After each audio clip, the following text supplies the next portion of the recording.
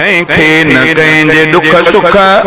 जे हाल जी ख़बर आ, माण्हुनि जे वात ते बस नए साल जी ख़बर आ, माण्हुनि जे वात ते बस नए साल जी ख़बर आ। कंहिंखे न कंहिंजे दुख सुख जे हाल जी ख़बर आ, माण्हुनि जे वात ते बस नए साल जी ख़बर आ। गुज़रे थी हयाती पेनू फ़कीर कंहिंजी, गुज़रे थी हयाती पेनू फ़कीर कंहिंजी, किथे किथे कंदो रहियो छा साल जी ख़बर आ, किथे किथे कंदो रहियो छा साल जी ख़बर आ,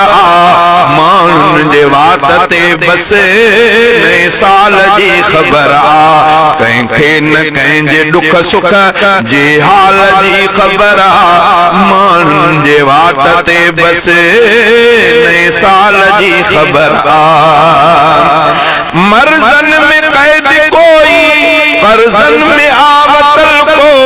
मर्ज़न में कैद कोई कर्ज़न में आवतल को, छा अहल ज़र के कहीं भी अहवाल जी ख़बर आ, छा अहल ज़र के कहीं भी अहवाल जी ख़बर आ, माण्हुनि जे वात ते बस नए साल जी ख़बर आ। कंहिंखे न कंहिंजे दुख सुख जे हाल जी ख़बर आ, कंहिंखे न कंहिंजे दुख सुख जे हाल जी ख़बर आ, माण्हुनि जे वात ते बस नए साल जी ख़बर आ। ज़रदार खे फ़िक्र आ छा कंहिं ग़रीब जो भी, ज़रदार खे फ़िक्र आ छा कंहिं ग़रीब जो भी, उनखे त पंहिंजे वधंदड़ बस माल जी ख़बर आ, उनखे त पंहिंजे वधंदड़ बस माल जी ख़बर आ, माण्हुनि जे वात ते बस नए साल जी ख़बर आ। कंहिंखे न कंहिंजे दुख सुख जे हाल जी ख़बर आ, कंहिंखे न कंहिंजे दुख सुख जे हाल जी ख़बर आ,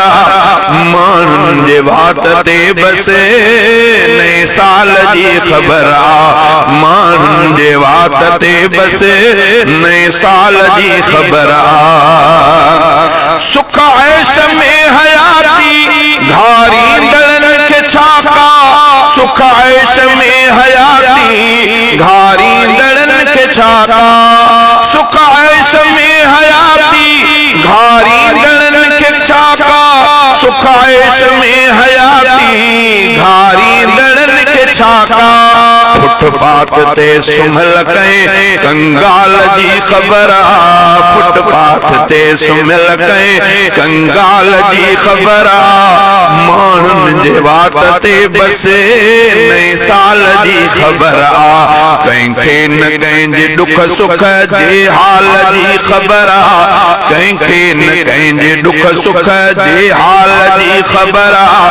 माण्हुनि जे वात ते बस नए साल जी ख़बर आ, माण्हुनि जे वात ते बस नए साल जी ख़बर आ। किथे आ जुवान न्याणी महरूम हक़ खां थी, किथे आ जुवान न्याणी महरूम हक़ खां थी, किथे आ जुवान न्याणी महरूम हक़ खां थी,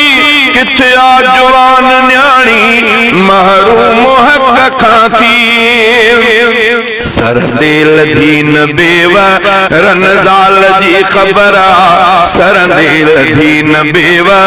रनज़ाल जी ख़बर आ,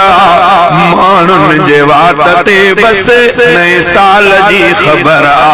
कंहिंखे न कंहिंजे दुख सुख